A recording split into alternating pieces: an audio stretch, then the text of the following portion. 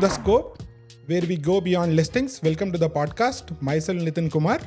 And we have on the podcast today, Christy Davidson. And Bob McGee. It's a pleasure to be here. I think Christy is in real estate for how many years? 27 years. And Bob and Guy go long years. 31. Oh my God. I'm sure you have seen the change in Austin, like from nothing to what we have. Yeah. Correct.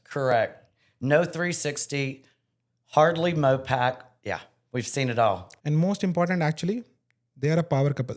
They are husband and wife. They run a big team in EXP. They have almost, how many?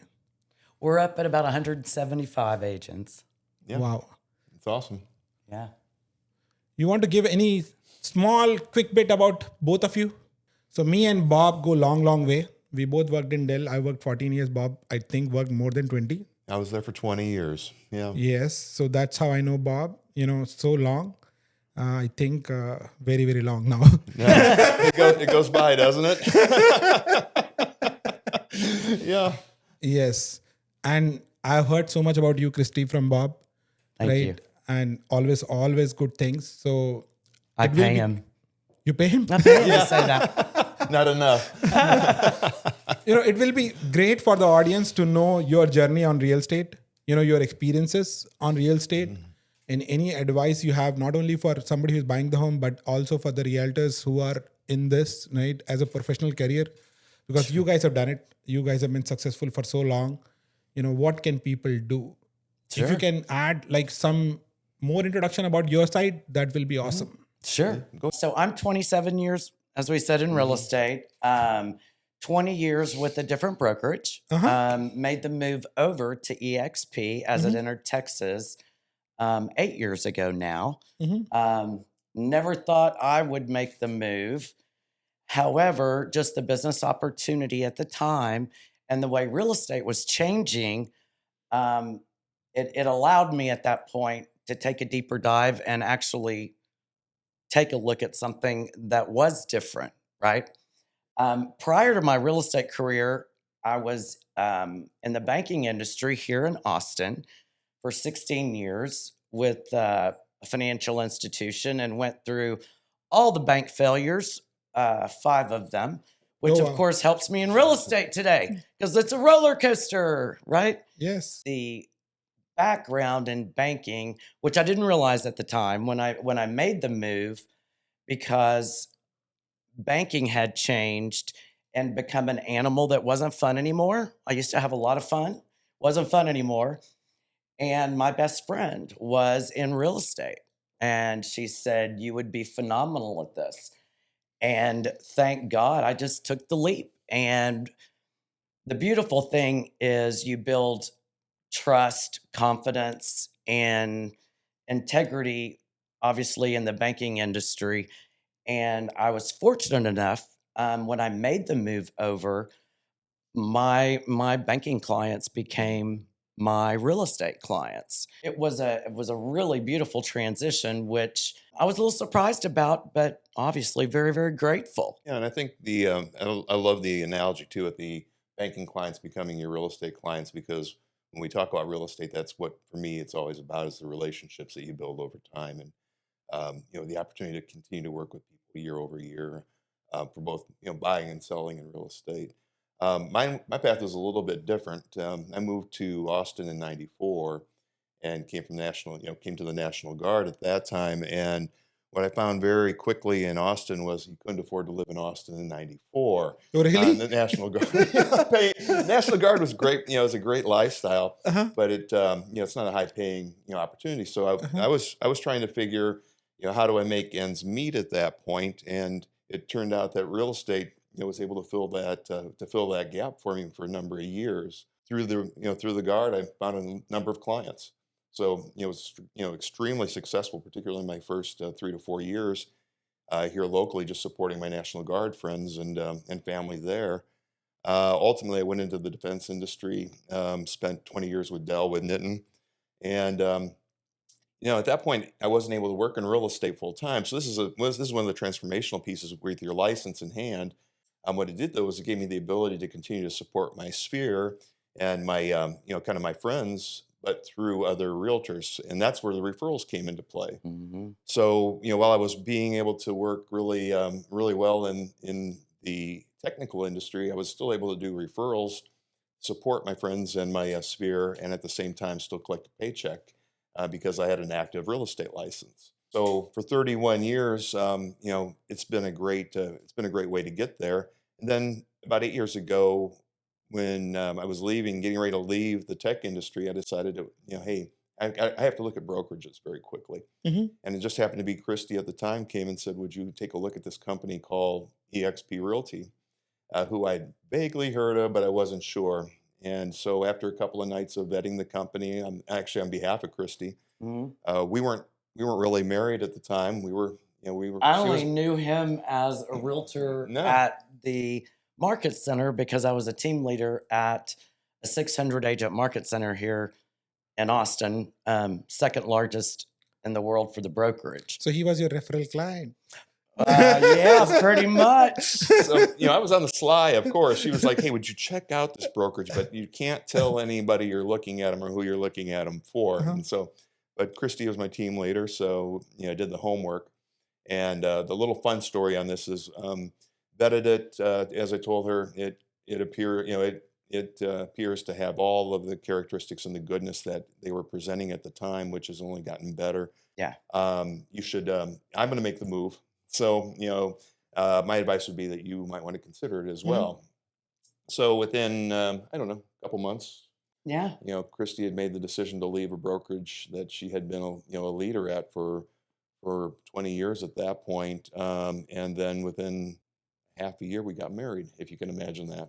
So EXP worked for you. So It's worked out really well. What it tells you is he is a closer. That's what it Yes, tells yes. you. So, I think just to give more perspective, I know Bob for several years, and I never realized he has a real estate license. Never ever. He was my senior in Dell. He was he had several roles, which I saw him doing it. But he was always the calm, composed guy. People are like panicking, all that stuff. And he was always like Very calm. very calm, very Calm calm. through the storm. Yes. I have seen him for years doing this exercise of, being calm. So amazing to hear this story. That brings up to this next few questions I have for you guys, Sure, right? sure. I think you gave a little bit of introduction about this real estate. How do you came into this, right? What keeps you still passionate? It's been like so many years. It has.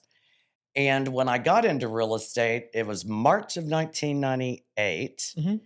And what was interesting is the first year, I was recognized as the citywide rookie of the year. Wow. And I was recognized second as the statewide for Texas rookie of the year. And what was really interesting is I felt like, this was a second career, right? Mhm. And I felt like a rookie, oh my. However, I was very, very proud of it. And that in itself gave me leverage, and I'm pretty competitive. And every year I wanted to continue That's an underline. to beat my past year's Numbers. goals and numbers. Mhm. Yeah. What's interesting is at the time in real estate, and as your career evolves, I was given the opportunity because we were dominating the Austin market at that time, right? Mhm. The perception was that we were not a luxury brokerage. And so it was at that point where we kind of came together as a team, and I was part of creating the luxury homes division. And then once that was a success, we then decided to take it international. And so for the next 8 years, I continued to sell, but I also continued to grow from 43 agents to 1,796 agents, luxury agent division internationally.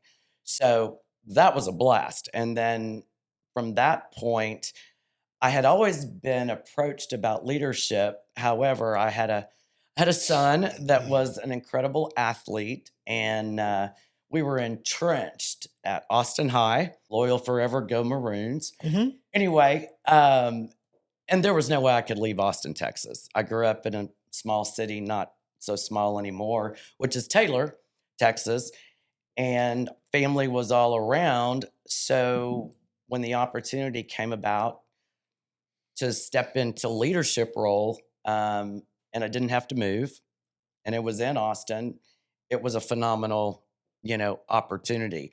So I think I'm incredibly fortunate to have been able to have all of the real estate for a number of years, right? And then being able to create and implement and be part of an entirely new division, and then move into leadership as well and creating the relationships with the other agents. I think you guys play a leadership role right now in EXP, right? With 170 plus people. From my perspective too, I think what when I've through the experience that I've had in again 31 years, the license has given me the opportunity to just try different things. For for the first 3-4 years, I mean, it was my lifeline. I mean, it paid for for me to be able to afford to live here in Austin and enjoy my National Guard career until I moved over into the tech side. And then it served in the sense when I was in a referral base for the most part. And so that was kind of a chapter of it. Now today, as far as the passion that comes with it, I'll come back to EXP in a second. But again, in my opportunities, I've worked had the opportunity to work in residential real estate, which we're doing today. I've been in commercial real estate. I've been in business brokerage. I've had the opportunity to try so many different areas of the business and be successful in them all. And I think right now, importantly, is the ability to, as of today, we're working right now with a couple that are good friends. That has lent itself to great experiences that we just. I look at it as we're supporting our friends. EXP though has given that just amplifies the opportunity, the benefits, the financial rewards that are available through EXP, through its stock program, through revenue share, the people that we've met. For instance. I was encouraging you to come on, Nitin. It took a while. He was very patient with you. Yes. No, He was very patient. There's no reason to push. When the door opened for him, I knew And he'd the time is right. I knew he'd come. Yeah.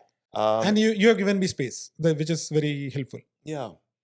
Well, we've had the opportunity since we came to EXP. I think it was between 5,000 to 10,000 people globally at the time. Today, somewhere between 90 to 100,000. And so we've had the opportunity to meet people along the way, to greet a lot of people through some side business that we've had to help people onboard with the company. That are relationships that we look forward to going to events just to see the people, let alone the value add that we get in the training. But it's a people business. You are very related to the people, so that's why that mostly keeps you motivated to still keep doing this. That's great. I have few more questions, and I think some of them are mine, some of them are Eliza's, my partner. She normally asks the question, but today I'm asking on her behalf. Every market is different, right? Today we are in a market which is very different from 4 years back. How do you see this current market, right? What is your advice to this in this market to the people, and not only the buyers who are buying, but your perspective as well as who is an agent, a broker?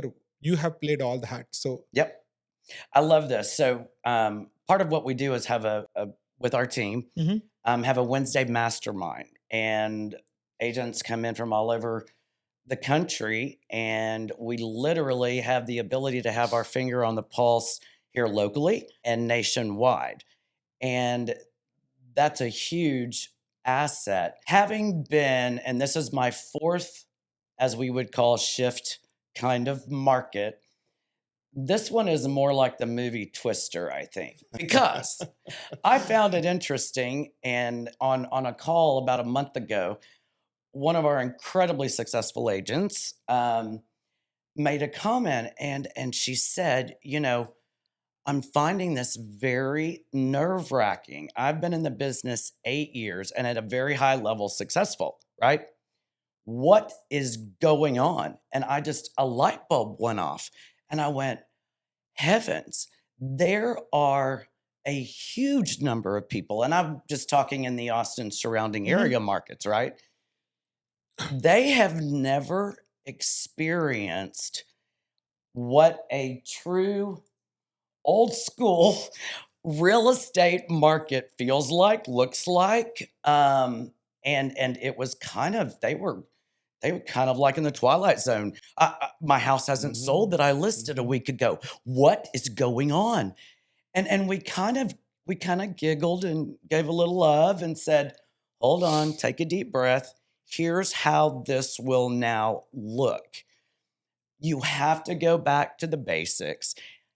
You have to do more than most realtors that are in the business right now are accustomed to doing, because you just didn't have to do that back Yes, for the absolutely. last handful of years, right? Yeah. You put something out there, it's going to sell. And you'll get multiple offers you have to go through. However, what's very interesting in this being my fourth shift, a roller coaster, this one is different than any other shift there's been. And naturally in real estate, just like the stock market, everything has its up and downs, ebb and flow.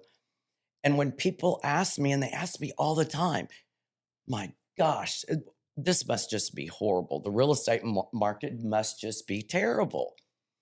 And I go, it depends. It depends. And Honestly, the yeah. answer is always, it depends. Now, if you are a buyer or an investor in this marketplace, take away any of the interest rate, and we can address that in a minute. You can pick any house you want and negotiate. And I suspect in most cases, you will be able to get an incredible deal. Absolutely. Depending on the seller situation. Every seller's different. However, you will have more opportunities to find what you really want, and the seller will be more amenable to paying for parts of the process, real estate process, that they didn't have to before, right? Absolutely. The buyer had to carry the cost. So in this market, buyers obviously have an advantage and will until the inventory is absorbed. We are in Austin anyway. We are months and months away from that, I personally believe.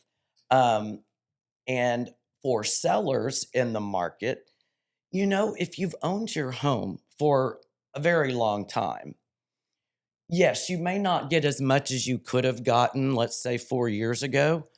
However, you still, if it's something that you need to sell, you still will do incredibly well. You know what I mean? Yeah, absolutely. And if it's on homestead, once again, you have got, the capital gains, the $500,000 capital gains exclusion if you're a husband and wife, and it's been your home longer than 2 years. What other kind of investment can you get that on? Yeah, let me. I think one of the things too, and kind of amplify on a point she's making is, for me, the answer for both buyers and sellers today is going to be patience. Yep. That's the hard part for many people right now, particularly sellers, that there's a large inventory. So it's not 21 where homes are just flying off the shelf at a premium. I think for realtors as well, we as Christy mentioned, since the crash in 2010 up until this point, there really hasn't been what I would consider a balanced, stable market in real estate. So the experiences that realtors have had have either been on this side or on this side. Right now, we're really more in the buyer's court than we were in 2020, 2021, 22, which was very clearly, in the buyer's court at that point, or real from a Seller's seller. market, It was seller's market, but I mean, you bring money, you'll be very successful in that. Now the appreciation values, etc. But I think the biggest thing though is going to be patience right now in this market today. I'm a little bit more bullish. I think that if we see some positive messaging coming out of the Fed here in the next couple of weeks, we'll see a pretty quick snap, kind of a J curve if you'd have it, where it's going to see some acceleration very quickly, and then as we come into Q1 of next year, you'll really start to see that market come back and shift back to, more towards the center. I, I I agree. I totally agree with your thoughts on this, and I have my own 30 cents, which I normally you should take 2 cents, but I'm going to take 30 seconds, so that's 30 cents. 4 cents. So basically, I represent mostly buyers right now. This is a market for buyers. I don't want to play against the market, Mhm. right? So I have built my business accordingly. Uh, we have done 80 contracts this year. I can hit the last year number very easy now. So this is what I tell people. If you look at the historical curve, every last 4 years, people are waiting for year end. That is their dream. That year end the market is going to. It doesn't work like that. September is the time where it goes to the bottom, and then it starts picking up. Mm-hmm. Mostly people put their inventory in May, June, July in market. Yeah. Most of the houses come on the market. Then the inventory starts going off because if the house is not sold, they will just take it, next year. Mm-hmm. They will live in the house. They will take the hard pinch and say, okay, next year we'll try again. Right? So that inventory normally goes down by September, which is going to happen most likely this year as well. Then everybody has a season, which is happy season. Yes. Happiness is where the most important factor where everybody decides, okay, which is all the, festivals which are going to come in, people starts buying. Mm-hmm. So it's not that December is the best deal season. So we are almost in September now. Yeah. We are going to go to that bottom this month. Mm-hmm. So if somebody who is trying to buy, he should think, okay, next year is going to be positive because there's going to be Fed changes. We are going to have a 0.75 basis that's already adjusted in the market, right? I expect next year by this time it will be like another 1.5 adjusted, and then we have a new person. Mm-hmm. Mm-hmm. So if you're a buyer, you should buy. That is what we say right now too. Yeah, and I think to your point too, and one of the things that I see going on right now, just in the showings we've been having, I don't know that there's going to be as much of a pullback in the holidays because there's a lot of vacancies. Yes. So if that's your point is if the people are living in their homes and they've been on the market trying to sell, I would agree. But I think there's a lot more vacancies in the marketplace right now that won't come off the market. And there's a lot of people on the sidelines that are in their own homes that would like to sell that are. So I think you're going to see a fairly constant number of listings through the holidays. And then you're going to see, a growth. And as we're telling people right now, I believe this, we're in the bottom of the trough right now. Yes.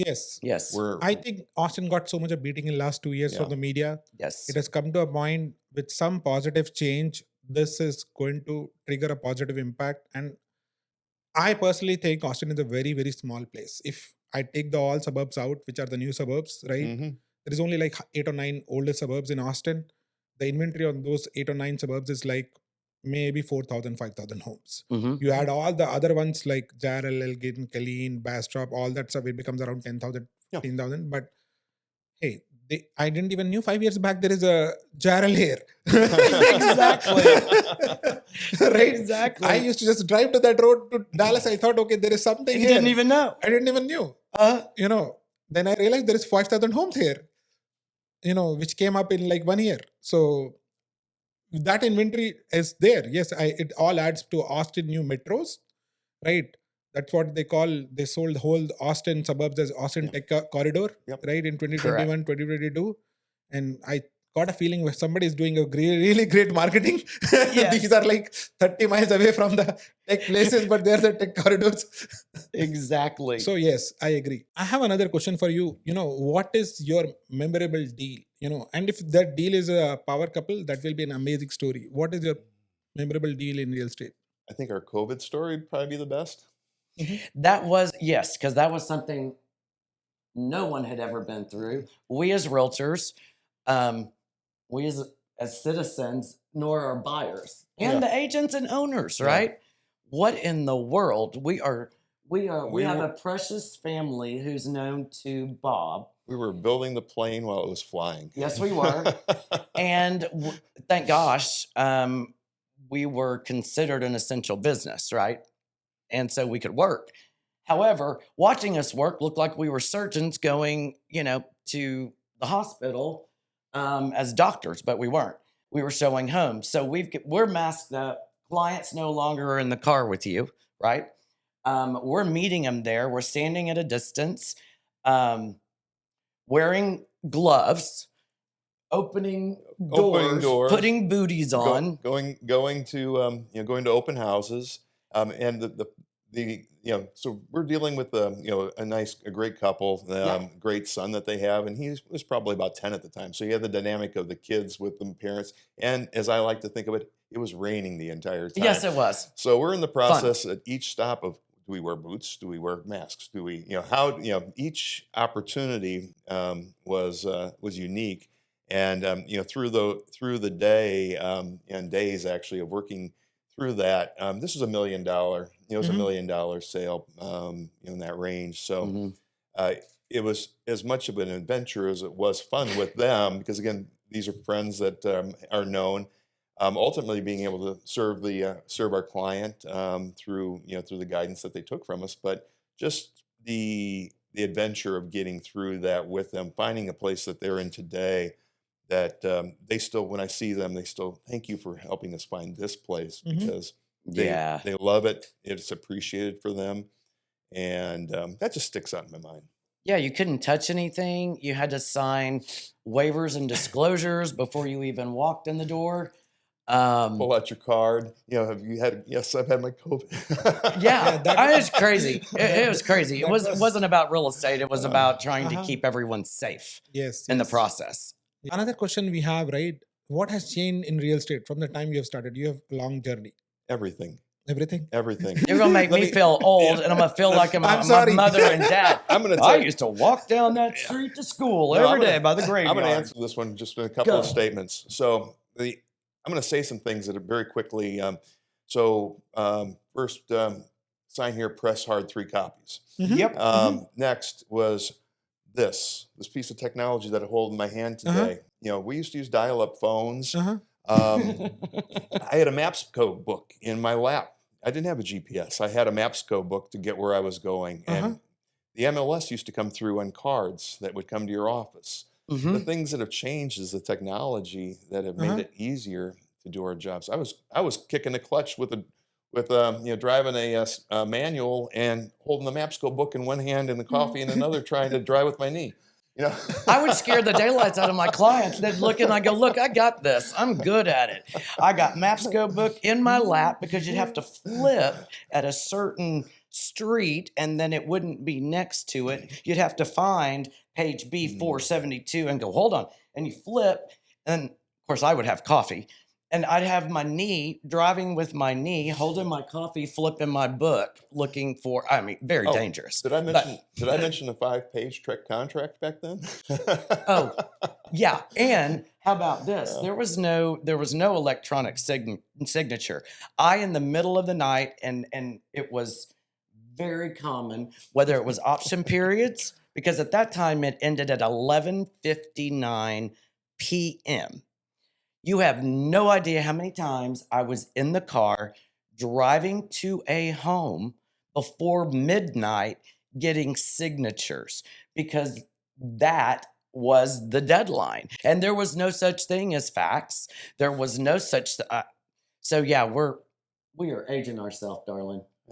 I know. We're a good yin and yang. It's fun. It's fun. But those are the type of things that with today we can serve our clients better. Obviously, we have more statistical data to offer guidance, and 27 years plus Bob's 30. We've pretty much seen. You've never seen everything, but we've got a pretty good category and catalog of what we have seen and how to negotiate on our clients' best behalf. I totally agree. And, I'm also not young. So I have tried to surround myself with young people. I have Jocelyn here. She's very young.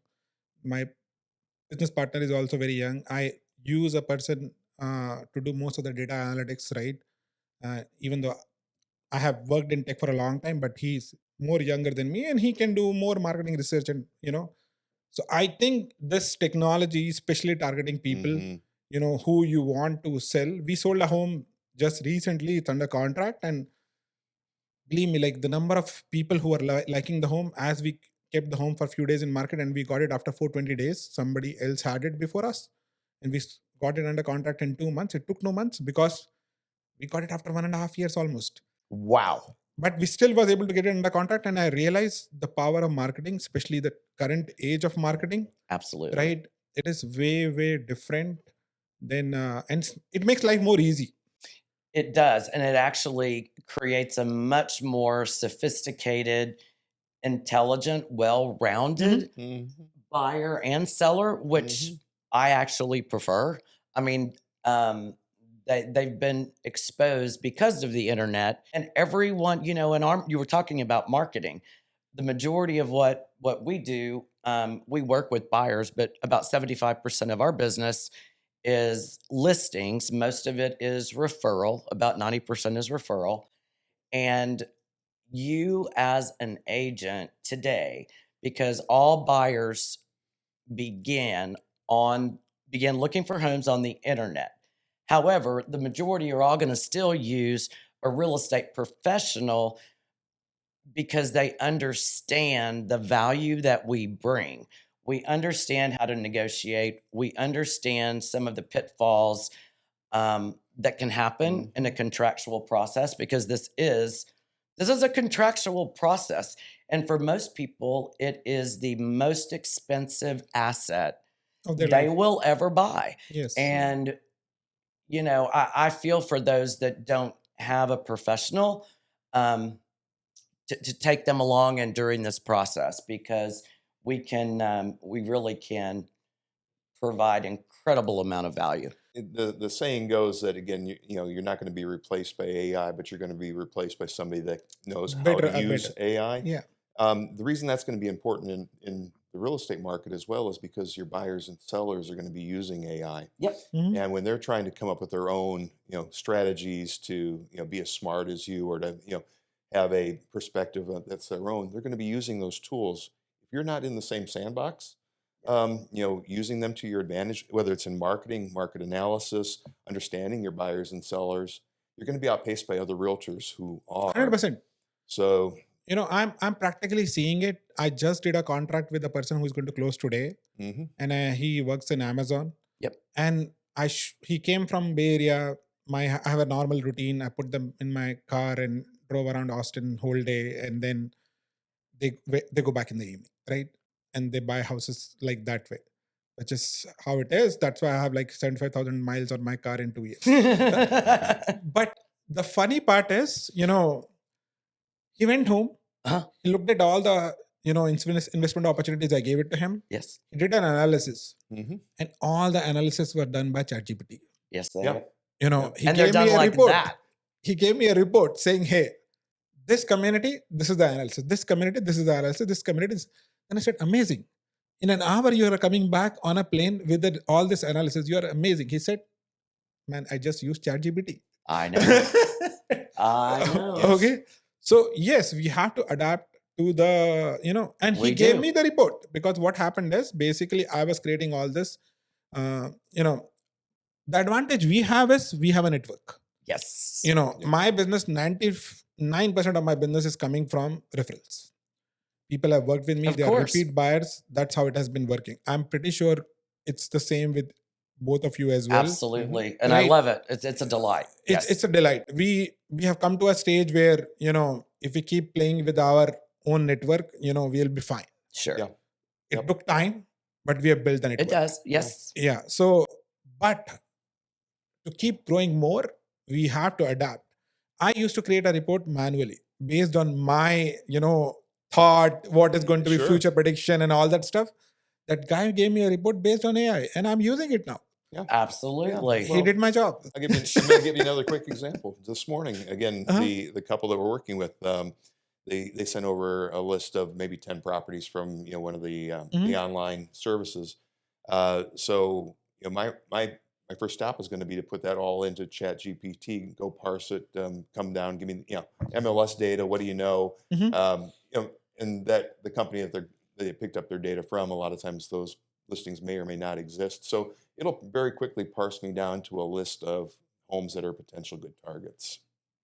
the last and maybe the most important question, right? Personal skills are the most important thing. And one of the most trickiest thing is being a power couple, being in the same business, working together, and being smiles, all that happiness. I definitely see Bob more than you, Yes, you do. right? So, Smiling.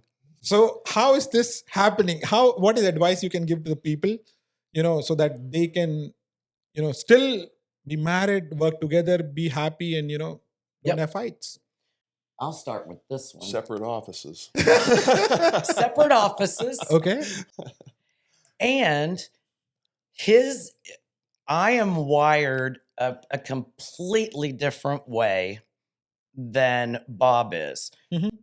Bob is so analytical, and he brings such specialty in that area. Mhm. I am the big squirrel Mhm. that I am out there and all over the place looking, thinking, and we complement each other so much. However, where we in complementing and crossing over, we have the same work ethic. We have the same desire to succeed and to help people and to do it at a very, very high level.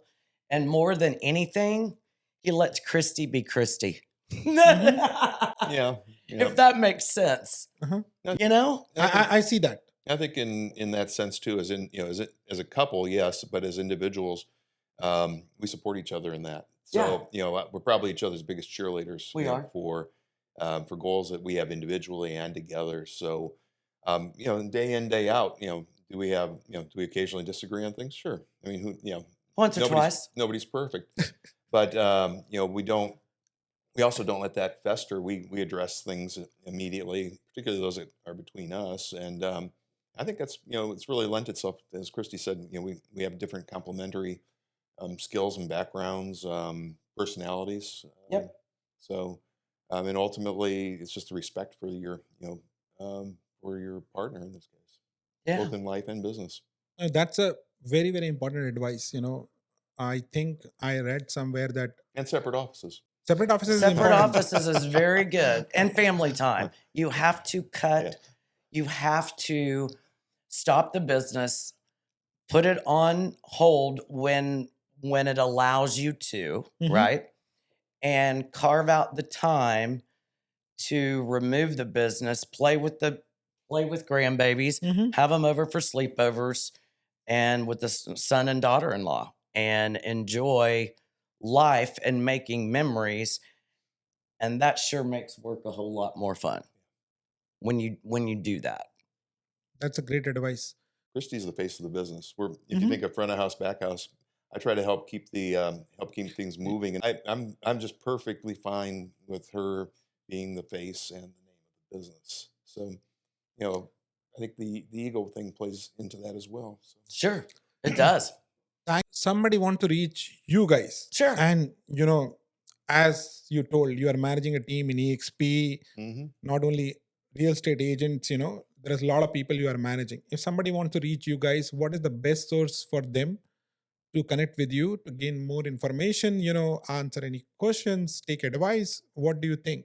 The easiest way to get a hold of Bob or myself, our website is www.callchristy.com. And then we are on all the social media outlets, Facebook, Instagram. Christy Sells Austin is our Instagram. Cell phone is 512-426-7399. You will get too many messages. Oh, boy. Oh, boy. Thank you so much for giving your time. Oh, it's a pleasure. You're a delight. This went by fast. Either one of us are talkers then. It's the most words have come out of Nitin's mouth since I've known him. I know, and look at all the smiles. I love this. We can do it again. Let's do it. When the market changes, let's do it. Sure. Yeah, that'd be great to do it 6 months from now. Just have that will be actually great. It would. Follow on. Yeah, that'd be great. Thank you so much. So see you at the next episode. Where we'll talk about real estate more, deep dive more with more guests. Thank you. Thank you. Thank you.